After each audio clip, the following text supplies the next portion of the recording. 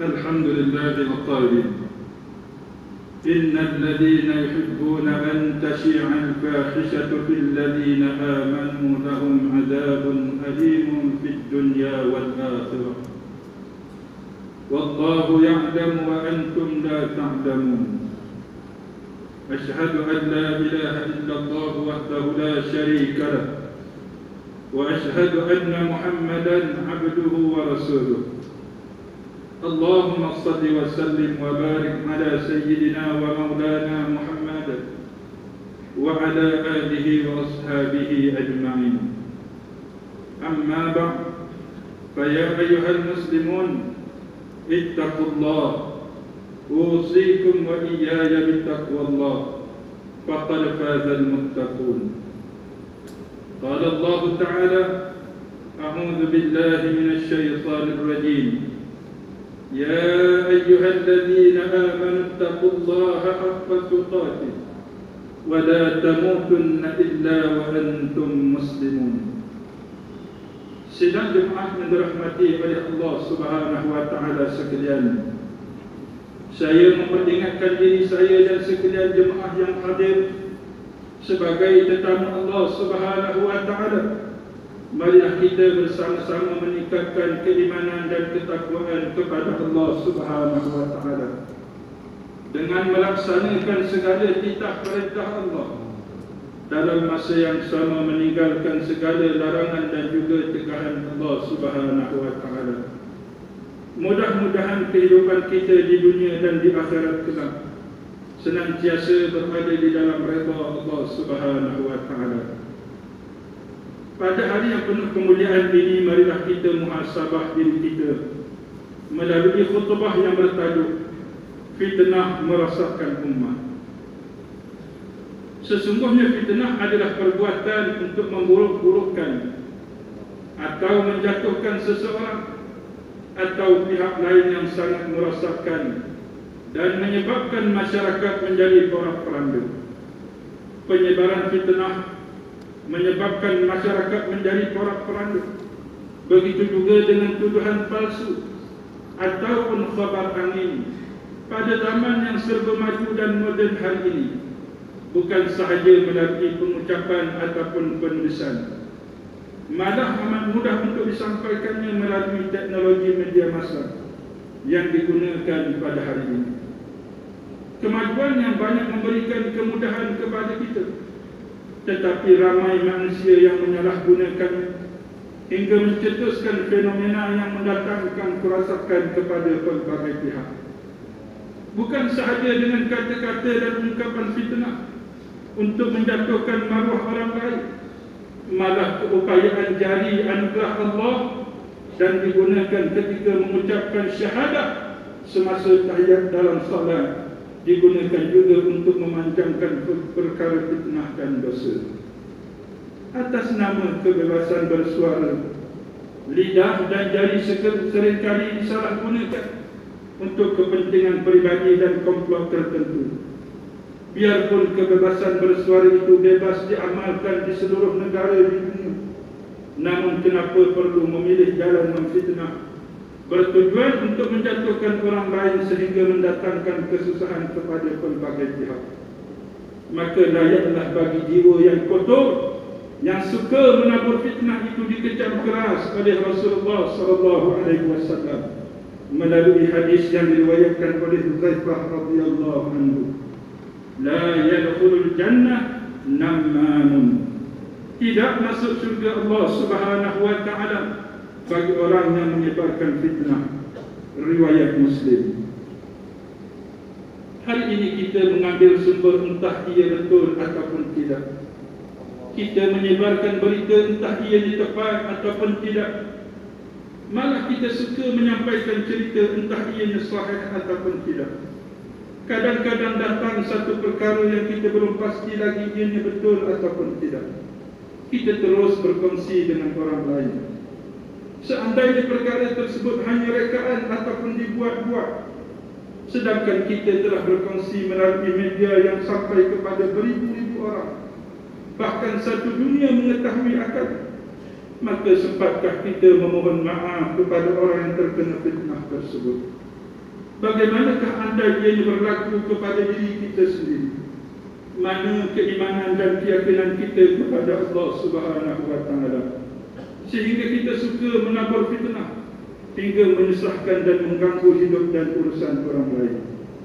Fitnah hari ini bukan sahaja dilakukan di antara seorang individu dengan individu yang lain, namun dilakukan juga oleh pelbagai kelompok masyarakat dalam pelbagai bentuk.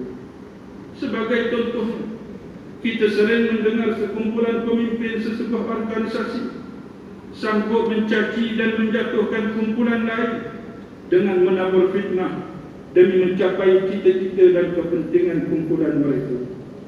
Ada juga dalam kalangan ahli-ahli daripada parti-parti politik yang sanggup mereka-reka fitnah dan menghasut rakyat dengan pelbagai tohmahan dan tuduhan palsu antara satu sama lain dengan matlamat untuk menjadi hero kepada rakyat. Pentadbir-pentadbir masjid dan surau juga tidak terlepas daripada hasutan iblis ini, dengan menghasut dan mengadu domba untuk menjatuhkan puak tertentu dalam menguasai pentadbiran masjid dan surau. Bahkan fitnah juga tidak terlepas dalam kalangan rakan-rakan sekerja yang sanggup memfitnah dan memburuk-burukkan rakan sendiri demi mendapatkan kedudukan dan pangkat. Islam tidak membenarkan matlamat menghalalkan cara. Fitnah itu lahir daripada hati seseorang yang sombong, bongkak, kotor, bermasalah dan tidak dipimpin dengan iman yang teguh. Sesungguhnya syaitan sememangnya tidak pernah berdiam agar manusia sentiasa berbalah dan berkonflik antara satu sama lain. Ia sebagaimana firman Allah Subhanahu wa Ta'ala di dalam suratul Maidah pada ayat 91. A'udzu billahi minasy syaithanir rajim. Innama yuridu asy-syaitanu an yuqi'a bainakumul adawata wal baghdha. Shadaqallahul 'azim. Sesungguhnya syaitan itu hanyalah bermaksud mahu menimbulkan permusuhan dan kebencian di antara kamu. Hadirin sidang jemaah yang dirahmati oleh Allah, perlu diingatkan bahawa perbuatan memfitnah dan menabur fitnah akan mengundang kepada perpecahan serta menjadi punca kepada timbulnya salah faham dan perselisihan dalam kalangan masyarakat. Begitu juga perseteruan dalam kalangan pemimpin yang menggunakan senjata fitnah akan menjerumuskan negeri dan negara ke lembah kemusnahan. Bahaya fitnah dan adu domba juga boleh menghilangkan kepercayaan rakyat kepada pemimpin yang sepatutnya menjadi contoh ikutan yang baik untuk mengharmonikan antara satu sama lain. Bahkan budaya fitnah ini mesti dihindari kerana ucapan dan tulisan boleh melahirkan sangkaan dan persepsi salah yang membawa kepada kebencian, persengketaan sesama sendiri, membunuh identiti dan menyebabkan kehinaan kepada seseorang hingga menimbulkan masalah yang lebih besar. Hakikatnya pembuat fitnah bukannya bimbang dengan kegagalan seseorang, tapi sangat takut dengan kejayaan orang lain. Sidang jemaah yang dirahmati oleh Allah Subhanahu wa Ta'ala sekalian, kita semua telah menyadari bahawa dalam ajaran agama Islam ada yang menyebut tentang keburukan fitnah dan hukum fitnah jelas haram dan ditegak. Ingatlah amaran Nabi sallallahu alaihi wasallam melalui hadisnya yang diriwayatkan oleh Abu Hurairah radhiyallahu anhu bahawa baginda Nabi sallallahu alaihi wasallam bersabda yang bermaksud, zaman akan semakin dekat, dicabutnya ilmu akan timbul fitnah, dimasukkan ke dalam hati sifat fikir dan akan banyak al-harj. Mereka yakni para sahabat bertanya kepada Nabi, apakah al-harj itu ya Rasulullah? Lalu baginda menjawab, al-harj itu ialah pembunuhan. Riwayat Al-Bukhari dan Muslim. Sesungguhnya tabiat tuduh, menuduh dan memfitnah itu membawa kepada kehancuran sesama sendiri dan langsung tidak mendatangkan sebarang manfaat. Ia menyebabkan ketidakharmonian dalam kehidupan masyarakat kita pada hari ini, menyebabkan merosakkan hubungan silaturahim sesama umat manusia, timbulnya sifat dendam dalam diri manusia, dan kehidupan masyarakat menjadi huru-hara, bahkan ramai yang sengsara. Segala-galanya adalah berpunca daripada sifat mazmumah yang bertapak di dalam diri manusia itu. Justru sebagai seorang Muslim, berhati-hati terhadap setiap perkara yang kita tuturkan maupun yang kita tulis dan yang kita sebarkan, kerana ia akan memberi kesan yang amat besar kepada orang lain. Bahkan yang lebih penting lagi, kesemuanya itu akan diperhitungkan pada Allah Subhanahu wa Ta'ala di akhirat kelak. Firman Allah Subhanahu wa Ta'ala di dalam surah Yasin pada ayat 65. A'udzu billahi minasyaitonir rajim. Al-yawma nakhtimu ala afwahihim wa tukallimuna aydihim wa tashhadu arjuluhum bima kanu yaksibun. Pada waktu itu kami patrikan mulut mereka dan memberi peluang kepada tangan-tangan mereka memberitahu kami kesalahan masing-masing, dan kaki mereka pula menjadi saksi tentang apa yang mereka telah usahakan. Hadirin sidang jemaah yang dirahmati oleh Allah, mengakhiri khutbah pada tengah hari ini, marilah sama-sama kita hayati perkara-perkara berikut. Yang pertama, umat Islam perlu yakin bahawa menyebarkan fitnah berdosa besar dan melakukannya boleh menjerumuskan diri ke neraka Jahannam. Yang keduanya, umat Islam hendaklah sedar bahawa fitnah dan adu domba itu boleh memecah belahkan perpaduan dalam masyarakat dan akhirnya merosakkan sesebuah organisasi, malahan kepada sesebuah negara. Yang ketiganya, umat Islam perlu sedar bahawa diam itu lebih baik. Kita bercakap apa yang perlu dan sebarkan hanya perkara yang mendatangkan manfaat sahaja.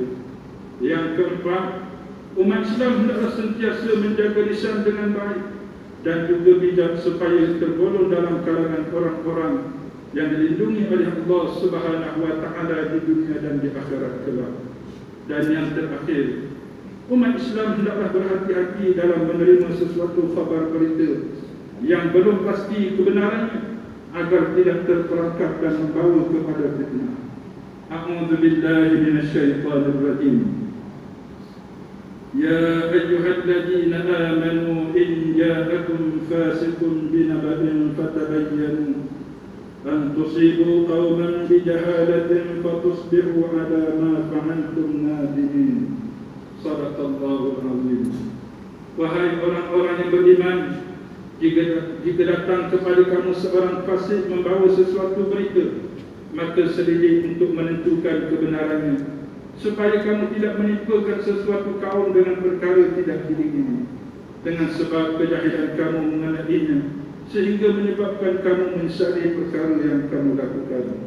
Surah Al-Hujurat ayat yang ke-6. Barakallahu li wa lakum fil Qur'anil azim. ونفعني وإياكم بما فيه من الآيات والذكر الحكيم وتقبل مني ومنكم تلاوته إنه هو السميع العليم. أقول قولي هذا وأستغفر الله العظيم لي ولكم ولسائر المسلمين والمسلمات فاستغفروه إنه هو الغفور الرحيم.